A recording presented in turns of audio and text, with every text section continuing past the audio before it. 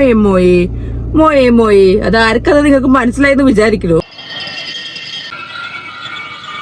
ആർക്കുമല്ല, എന്റെ ഭർത്താവ് സായിക്ക് തന്നെയാണ് ഈ മോയെ മോയ സംഭവം ഉണ്ടായത്.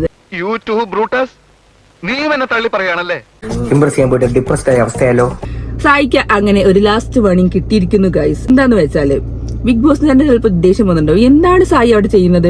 ഞാനും ചെയ്തില്ല. അതെ, നീ ഒന്നും ചെയ്യുന്നില്ല. പുറത്തത്തെ കാര്യങ്ങൾ ഫുള്ള് അകത്ത് പറയണമെന്ന് ഒരു വല്ല നിർബന്ധമുണ്ടോ? ഇതൊക്കെ ഗെയിം അറിഞ്ഞിട്ടല്ലേ സായി പോയിരിക്കുന്നത്. ഔചിത്യം എന്നൊരു സാധനമുണ്ട്. ഒരു മനുഷ്യനായ കുറച്ചൊക്കെ ഔചിത്യം വേണം. എന്തിനാണ് പുറത്തെ കാര്യങ്ങൾ സായി അവിടെ ചെന്നിട്ട് എല്ലാവരോടും പറഞ്ഞത്? പറഞ്ഞല്ലോ ഒരു അബദ്ധം. അബദ്ധങ്ങളുടെ ഒരു ഘോഷയാത്ര തന്നെയാണല്ലോ അതിന്റെ ജീവിതം. എല്ലാവരുടെയും എക്സ്പെക്ടേഷൻ എന്താന്ന് വെച്ചാൽ സായി പോണു, ഗബ്രീനെയും ജാസ്മിനെയും തെറ്റിക്കണു, അടി ഉണ്ടാക്കണു എന്താന്നുള്ളത്.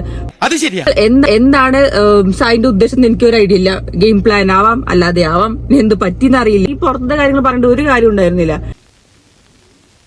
നിന്നെ ഇതിനൊന്നും കൊള്ളുകയില്ലെന്ന് നീ വീണ്ടും വീണ്ടും തെളിയിച്ചിരിക്കുകയാണ് എന്റെ വിജയ.